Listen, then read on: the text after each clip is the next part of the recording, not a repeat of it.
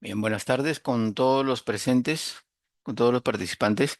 Bueno, mi nombre soy el doctor Martín Ingalosada, médico gineco-obstetra del Hospital Nacional Cayetano Heredia.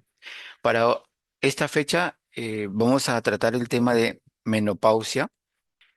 Bien, la menopausia es un tema de mucha importancia y más aún cuando ahora la tendencia de la pirámide poblacional es a aumentar en el tramo, la parte superior. Es decir, las mujeres con la expectativa de vida allá casi alrededor de los 80 años, mujeres en edad de menopausia, está aumentando. El número de mujeres en edad de menopausia está aumentando. Y la cantidad de años que las mujeres están en esta condición es bastante elevada actualmente. ¿Cómo definimos menopausia?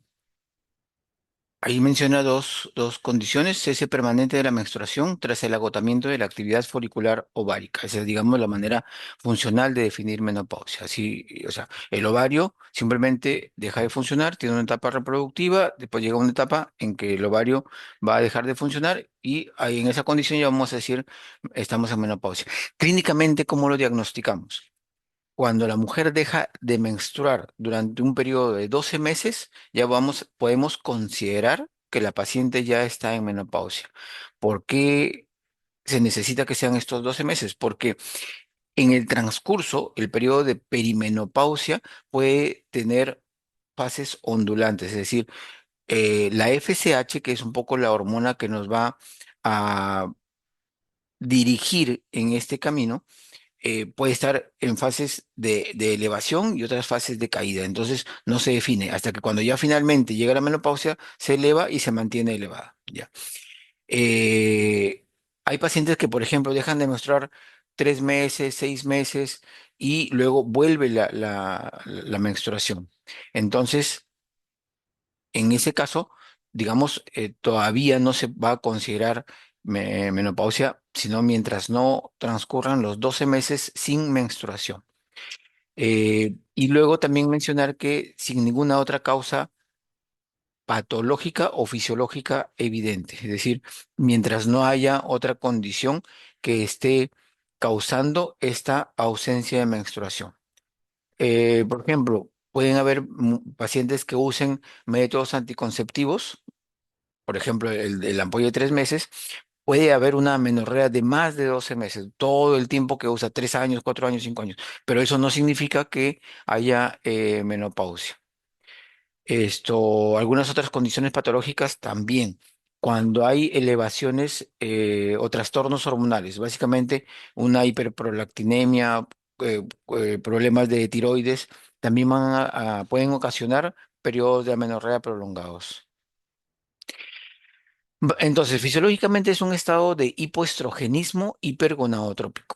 Se caracteriza por una caída drástica en los niveles de estradiol, los estrógenos caen, y en un aumento compensatorio de la hormona folículo estimulante, la FSH, generalmente con niveles séricos de FSH mayores a 40 miliunidades por mililitro.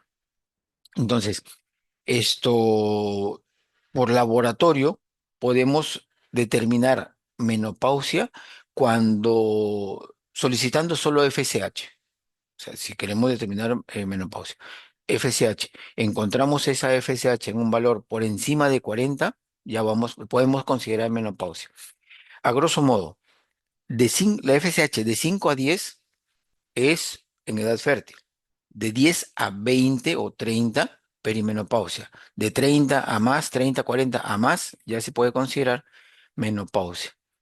Eh, Luego vamos a ver también que junto con este dosaje tenemos que tener en cuenta eh, condición de prolactina, condición de tiroides, porque como les digo, son situaciones que pueden determinar también periodos de amenorrea y es el diagnóstico diferencial para la menopausia. Stroke más 10. Este cuadro pretende resumir en los recuadros que menciona las etapas reproductivas de la mujer. La etapa reproductiva, la transición menopáusica y la posmenopausia, ¿no? Y menciona en este cuadro también algunas condiciones que se deben tener en cuenta. Periodos de tiempo, por ejemplo, la perimenopausia temprana, si se fijan aquí, perimenopausia temprana tiene un periodo de duración variable, pero la tardía de 1 a 3 años, ¿no? La transición menopáusica. Posmenopausia temprana, posmenopausia tardía, y lo clasifica en diferentes periodos, diferentes estadios, ¿ya? Con modificaciones de las hormonas. Hormona FSH, la antimuleriana, la inhibina B, el número de folículos centrales, también se van a tomar en cuenta para determinar el estado de función de los ovarios, de función ovárica. La, nuevamente, más o menos, a grosso modo, de 4 pacientes en menopausia, una no presenta molestias. O sea, para esa paciente, la menopausia va a pasar desapercibida. Ni se dio cuenta y ya entró en una nueva etapa fisiológica de su vida. Dos son, de las cuatro, dos son las pacientes que presentan, bueno, la sintomatología clásica, la sintomatología típica de la menopausia. Y una es la que va a presentar una sintomatología muy severa, con mucho trastorno, con necesidad de tratamiento, con mucha sintomatología. A nivel general, ¿ya? En países desarrollados, la edad promedio de la menopausia natural es de 51,4 años. En América Latina, ahí como se menciona, entre 48 y 49 años, ¿ya? En el Perú está alrededor de 49. Hay unas variaciones en esto. Miren, en países desarrollados 51, en América Latina 48, 49. Hay algunos factores que también adelantan la menopausia. Consumir tabaco, fumar, puede adelantar la menopausia entre 1,5 a 2 años. La nuliparidad, es decir, las mujeres que nunca tuvieron embarazo, ellas también tienen el riesgo de que la menopausia se adelante. El bajo nivel socioeconómico y vivir a grandes altitudes. La edad de menopausia en la mamá es un dato de referencia para la menopausia en las hijas. La edad en la que la mamá tuvo la menopausia es una edad próxima a la que las hijas también presentarán la menopausia. La clasificación. Podemos clasificar la menopausia en estos eh, 3 tipos, hasta 4 se pueden considerar. La menopausia precoz, falla ovárica prematura, 1% de las mujeres menores de 40 años. Mujeres jóvenes, muy jóvenes, menores de 40 años, van a presentar toda la sintomatología típica de la menopausia, es decir, bochornos, trastornos de sueño, irritabilidad, la habilidad emocional, sequedad vaginal, disminución del líbido. Toda esa sintomatología se va a presentar en mujeres de 40 años. Obligatoriamente debemos descartar la menopausia. Puede presentarse. El riesgo acá es que a muy temprana edad la paciente ya va a estar en condición de menopausia, aumentando riesgos en la salud ósea y en la salud cardiovascular. Y el tiempo de riesgo a la que se expone a la paciente es mayor también. Eh, la otra es la menopausia temprana, que son las pacientes entre 40 y 45 años. ¿Ya? Ya pasaron los 40, 45 y en ese periodo de tiempo pueden presentar igual toda la sintomatología. Cuando hacemos el seguimiento, dosaje de hormonas, verificamos si es que no hay alguna otra patología o alguna otra condición fisiológica que lo determine. eh, pues vamos a considerar menopausia. Tener cuidado que en pacientes de 40 a 45 años, descartar embarazo. Es una condición frecuente, 40, 45 y hasta más. Personalmente he tenido pacientes de 48 años que se han embarazado sin ningún, digamos, tratamiento especial para infertilidad. Simplemente tenían menstruación irregular con una FSH todavía variable y consiguieron embarazo. También está descrito que en los embarazos múltiples la etapa de la perimenopausia por las oscilaciones de la FSH puede exponer a la paciente a embarazos múltiples. Entonces, tener cuidado. Eh, la menopausia tardía en mujeres más allá de los 55 años. Algunas pacientes todavía pasados los 55 años, pasados los 50 años, siguen menstruando. Y si la menopausia llegó más allá de los 55 años, ya se va a considerar una menopausia tardía. La otra condición en la clasificación de menopausia también se incluye la menopausia quirúrgica. La menopausia quirúrgica es aquella que es provocada por una cirugía, es decir, eh, por el retiro, por la extirpación de los ovarios. Hay situaciones en las que se van a dar esos casos. En una ocasión, en una emergencia, había una paciente con un quiste de ovario torcido, ya complicado, comprometido el ovario mismo por la afectación de su irrigación. Y al preguntar por la paciente, a preguntar a la paciente por sus antecedentes, ya tenía un episodio similar. Es decir, ya había sido oforectomizada, es decir, se le había retirado un ovario por un quiste que se le complicó. Y esta era la siguiente ocasión, o sea, iba a perder su otro ovario.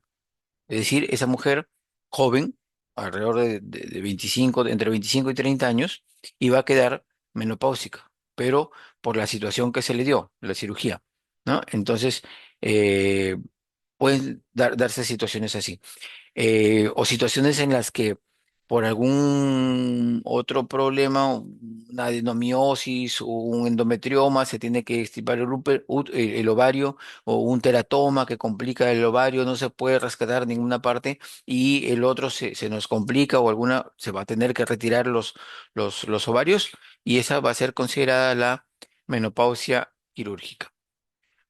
Mm. ¿Cuál es la causa primaria en la menopausia? El agotamiento de los folículos ováricos. Al nacer una mujer tiene aproximadamente de 1 a 2 millones de folículos ováricos. A la menopausia quedan menos de 1.000 folículos que ya no responden a las hormonas estimulantes. Por eso la hormona, al no haber una respuesta, la hormona va a aumentar. Y el mecanismo es la atresia folicular acelerada a partir de los 35 a 37 años.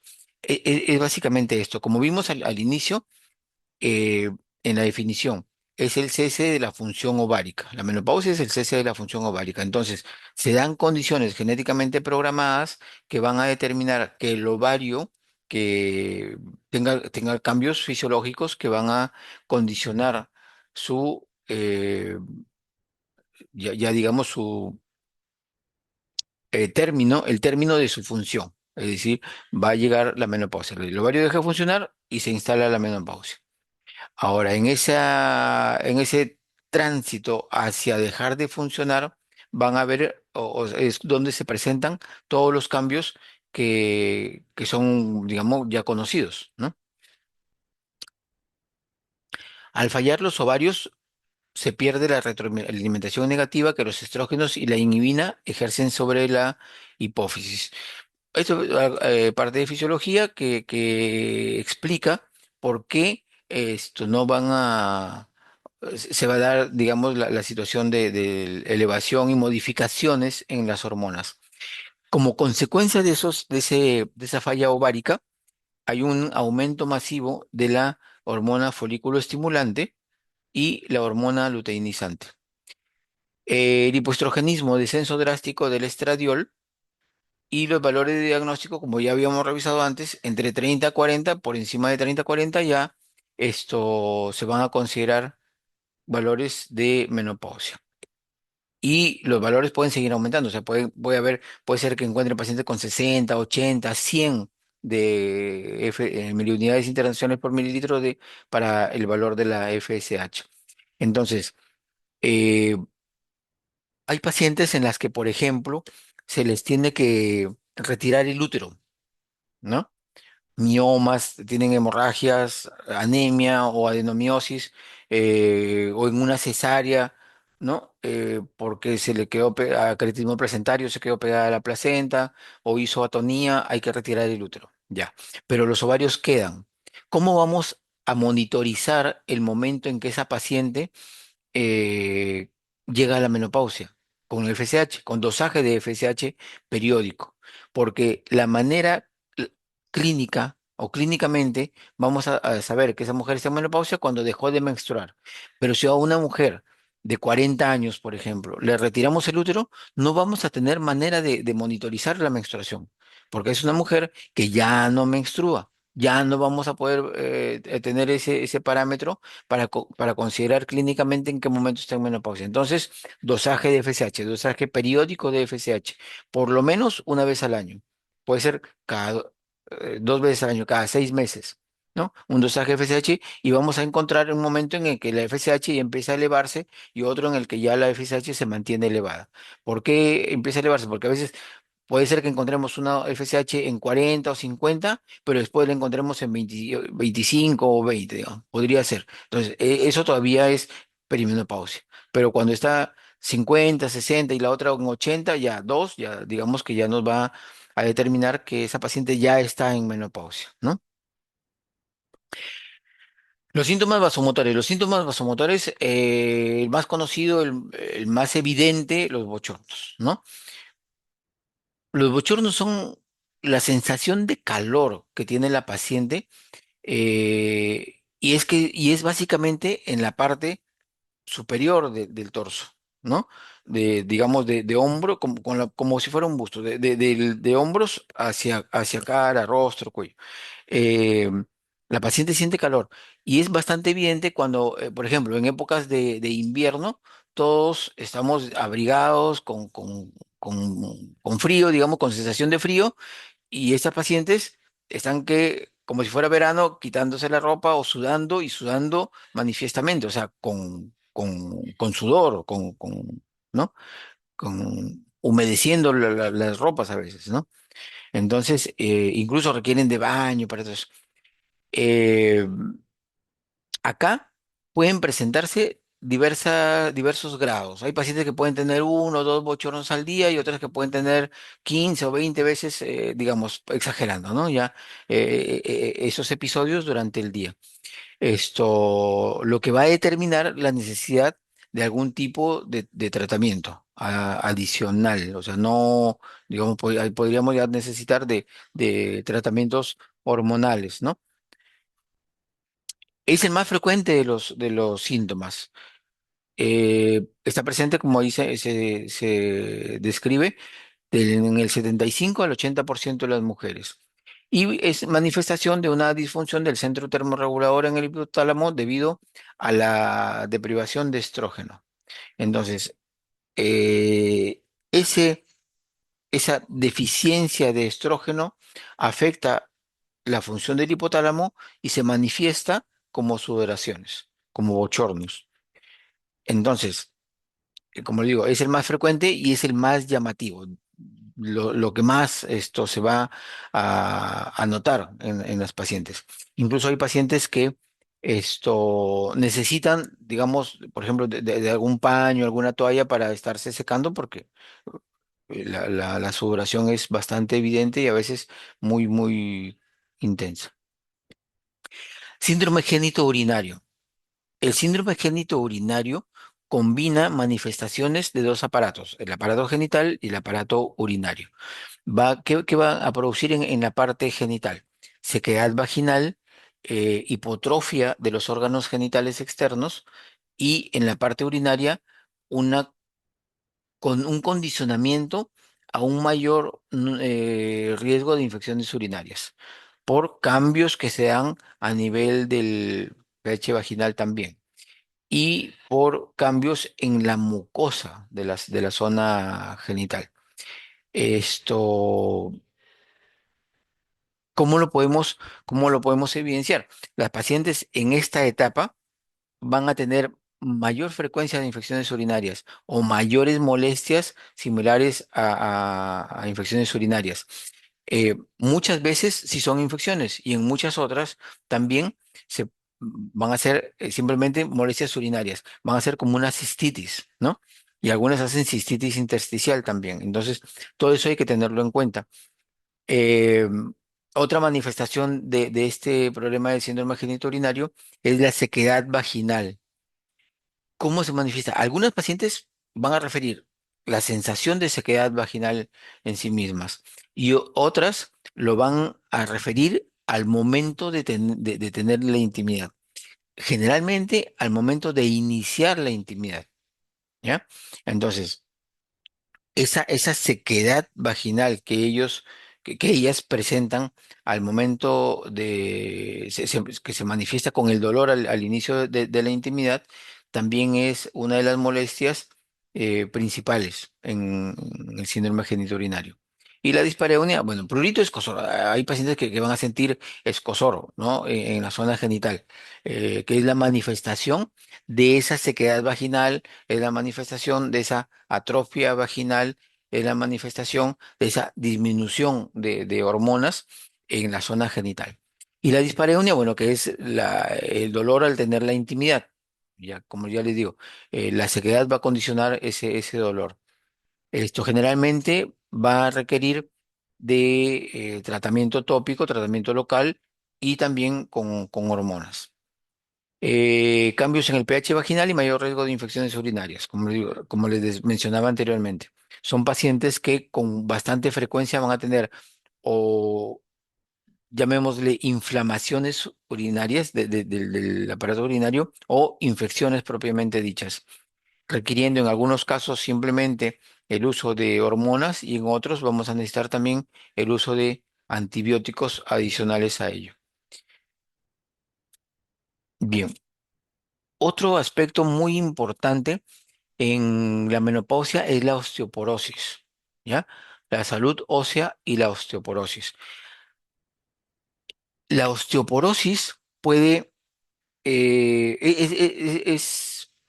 presenta de manera silenciosa y si no la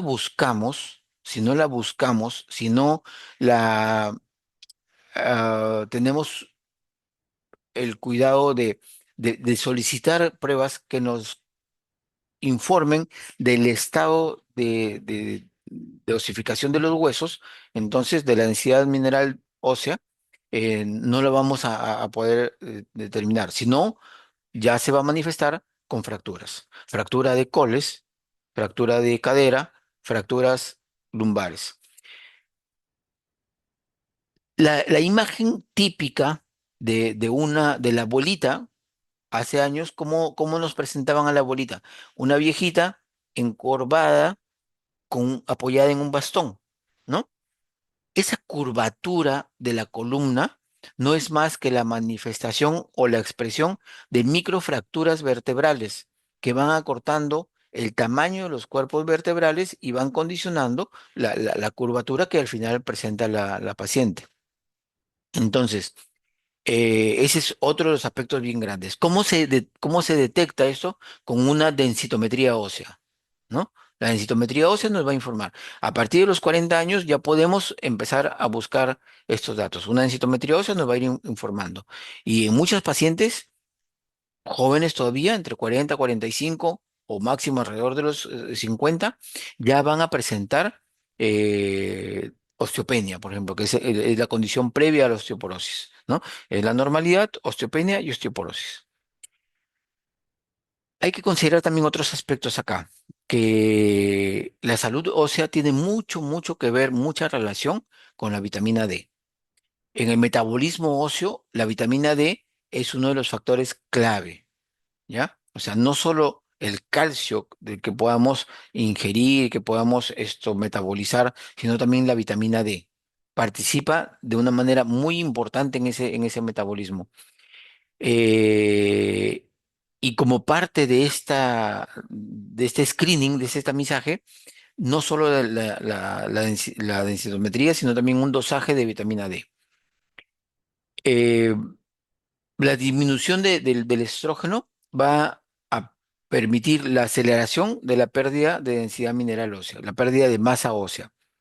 Entonces, ¿por qué? Porque el estrógeno es clave para inhibir la actividad de los osteoclastos. Los osteoclastos son los que van comiendo hueso, los que van a ir remodelando. Y hay otro que forma hueso y uno que quita hueso, ¿no? Y lo que ya está, digamos, esto en condiciones metabólicas para ser retirado. Entonces, eh, este es uno de los aspectos que hay que cuidar mucho también. Pacientes con osteoporosis pueden tener fácilmente fracturas de cadera. Las fracturas de cadera inmovilizan a la paciente.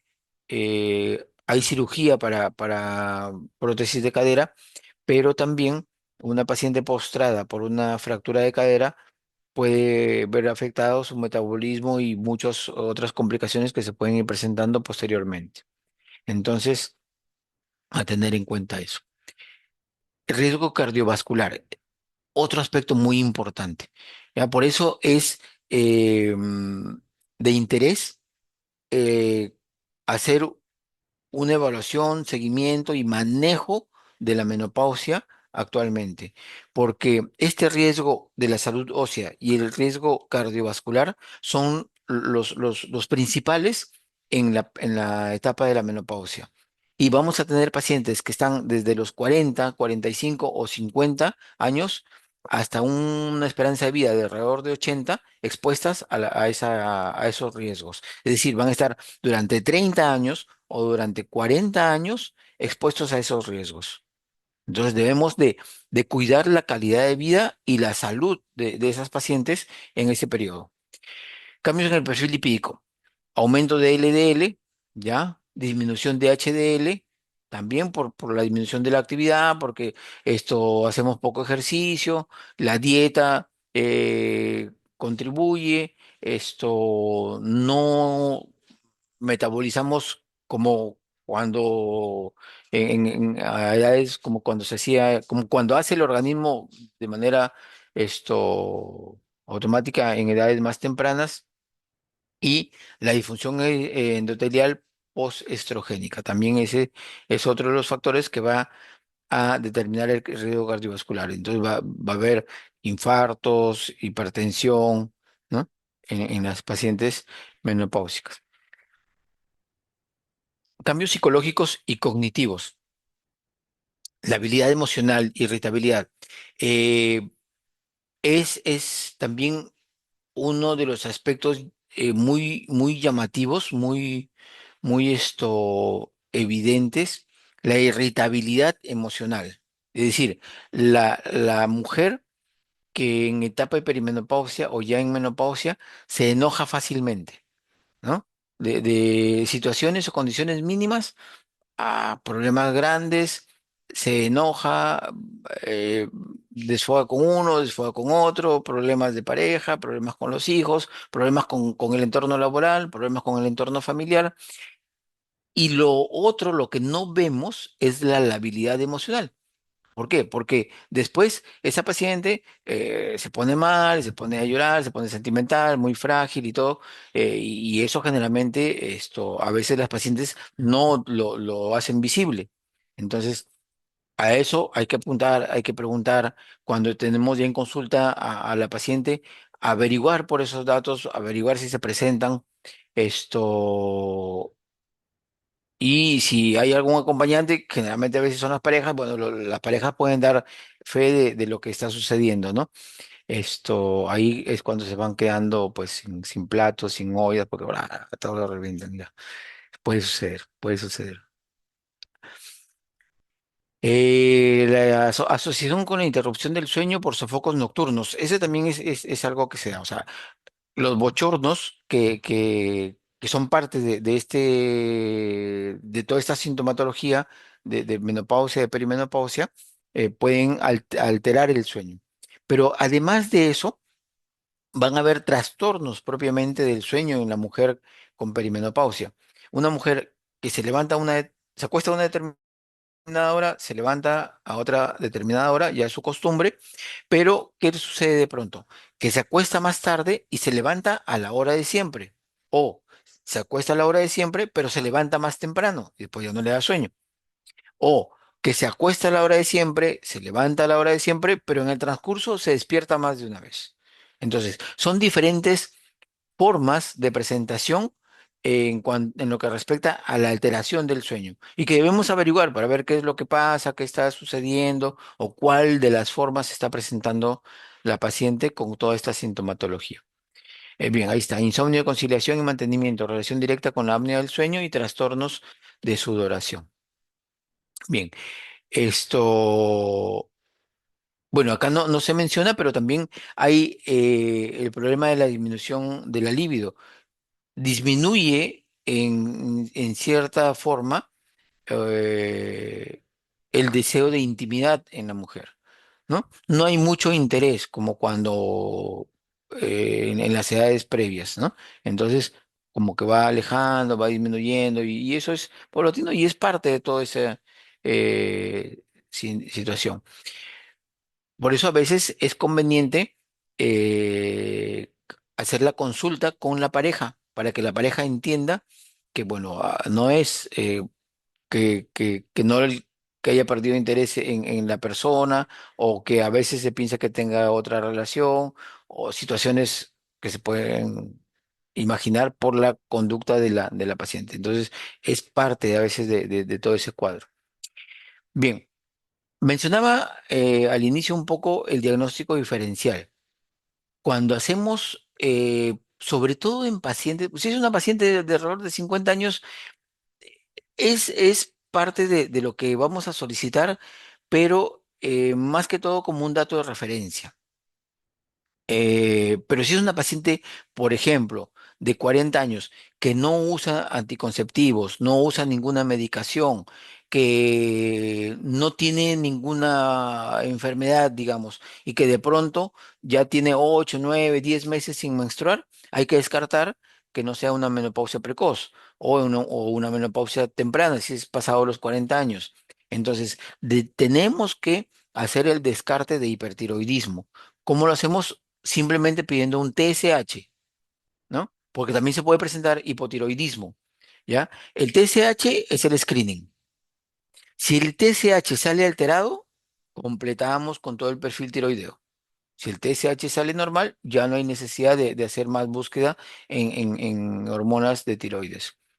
El embarazo, les decía, ¿no? Hay pacientes que en esa etapa de la perimenopausia quedan embarazadas y a veces de embarazos múltiples todavía, ¿ya? Y lo otro, la hiperprolactinemia o tumores hipoficiarios, que van a también pueden presentarse y también pueden determinar esa condición de amenorrea prolongada. Entonces, hay que evaluar. Es decir, junto con una FSH vamos a pedir un TSH, una beta-HCG y una prolactina para determinar algunas otras patologías. Si todas estas TSH, beta-HCG, prolactina no salen normales y la FSH ya tiene modificaciones, entonces vamos a considerar el diagnóstico de menopausia o de perimenopausia en estas pacientes, ¿no es cierto? Bien. Estilo de vida y nutrición. Importancia del ejercicio de fuerza y consumo de calcio y vitamina D. Ya. El ejercicio es importante reforzar la parte inferior, sobre todo piernas, bueno, fuerza, músculo en brazos. ¿Por qué? Porque junto con esta etapa de la menopausia va a haber una disminución de la masa muscular. Entonces hay que preservar, hay que cuidar esa masa muscular, como lo hacemos con ejercicio, con actividad, digamos, una actividad regular y ejercicio sobre todo, ¿no? Para poder mantener. Consumo de calcio y vitamina D.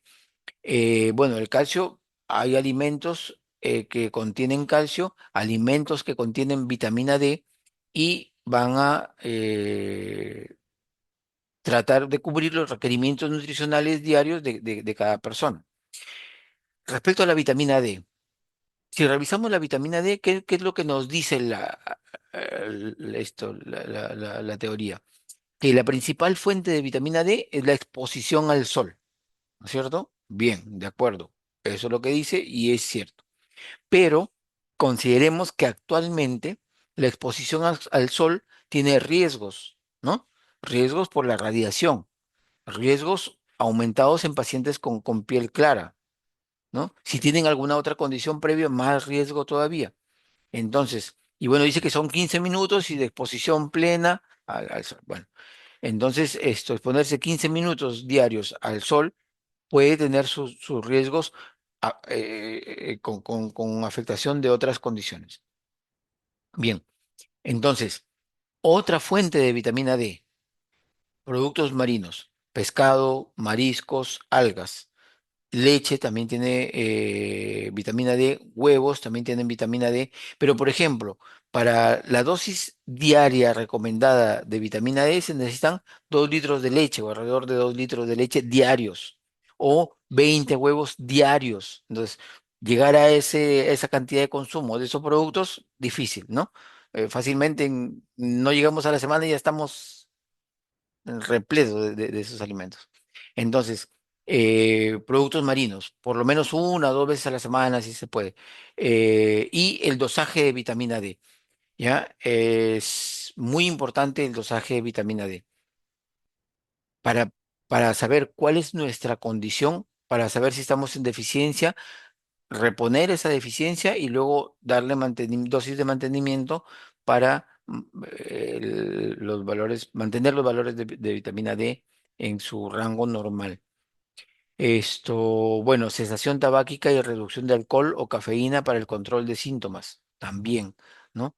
Dejar de fumar, reducir el consumo de alcohol, reducir el consumo de café, y eso va a ayudar de alguna forma también a el control de la sintomatología de esta etapa en las pacientes. Terapia de reemplazo hormonal. ¿Qué beneficios tiene? Bueno, a ver, ¿en todas las pacientes vamos a usar terapia de reemplazo hormonal? Probablemente no. No todas van a requerir. Van a requerir terapia de reemplazo hormonal principalmente las que tengan más factores de riesgo. Una paciente con osteopenia temprana, con osteoporosis, con lípidos altos, con antecedentes de hipertensión o hipertensas, son las que, digamos, van a tener probablemente más necesidad de la terapia de reemplazo hormonal. ¿Qué beneficios nos va a dar? Control de síntomas vasomotores y prevención de osteoporosis. Ya. Eh, Considerar que la terapia de reemplazo hormonal se tiene que iniciar antes de los 60 años. O sea, el, el tiempo o la edad máxima para el uso de la terapia de reemplazo hormonal, 60 años. Más allá de los 60 años, la terapia de reemplazo hormonal ya no va a ser muy útil, ¿no? Puede ser, si no, más bien perjudicial para la paciente. ¿Ya? Entonces, considerar eso. O dice dentro de los 10 años postmenopausia. O sea, pacientes que tienen 5, 6 años o 4 años todavía pueden tener acceso a la terapia de reemplazo hormonal si es que fuera necesario. ¿Ya? Si es que fuera necesario. O sea, no todas van a requerir, a no todas les debemos indicar. Y cuando usemos la terapia de reemplazo hormonal hay que estar atentos a todas las situaciones que se pueden presentar y hacer un screening previo, por ejemplo, de mamas, de útero, de ovarios, ¿no? Para ver que no hayan cambios originados por la terapia, por las hormonas que se están administrando. Y para considerar la terapia de reemplazo hormonal, también vamos a considerar el estado de ausencia o presencia de útero.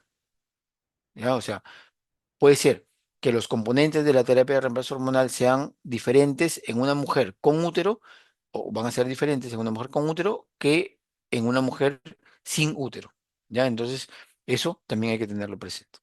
Contraindicaciones: cáncer de mama sensible a hormonas, antecedentes de tromboembolismo venoso, es otra de las contraindicaciones para la terapia de reemplazo hormonal, y una enfermedad hepática activa. Esto porque bueno, las hormonas van a tener metabolismo hepático.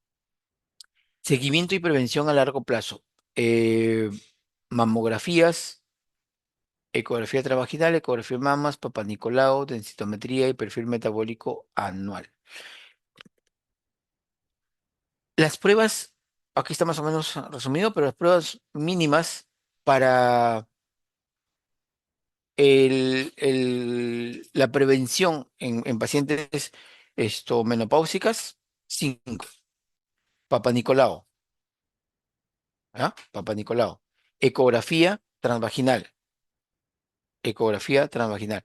Perfil metabólico, hemograma, glucosa, urea, creatinina, perfil lipídico, TSH, vitamina D, todas esas pruebas, ¿no? Nos dan un panorama del perfil metabólico de la paciente. Densitometría y mamografía. Mamografía a partir de los 40, ¿ya? Mamografía.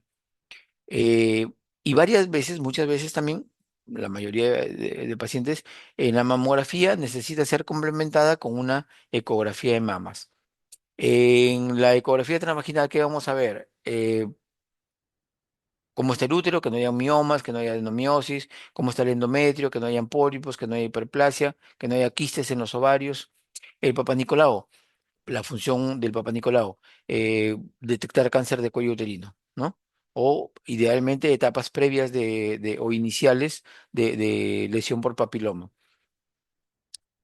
También en el Papa Nicolau, dentro de todos los parámetros que se evalúan, a veces se considera y encontramos en el reporte descrito la atrofia o la hipotrofia, ¿ya? Entonces, ya eso también nos está anunciando de manera indirecta la necesidad del tratamiento hormonal o un tratamiento hormonal tópico o un tratamiento hormonal ya más sistémico.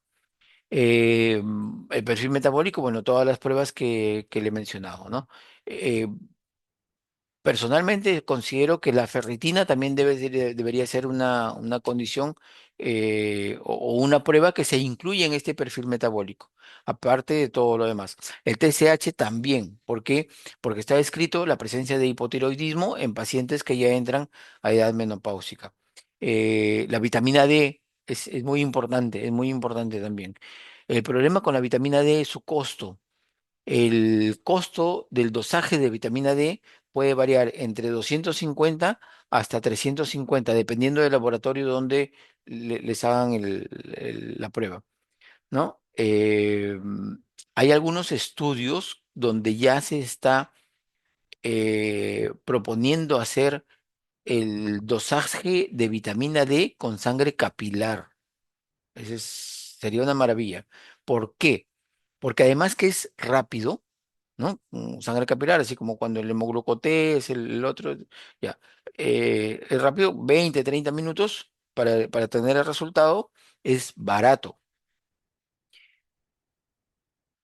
Tenía la información de que un dosaje de vitamina D en sangre capilar, a- digamos, el costo sería de alrededor de 50 soles.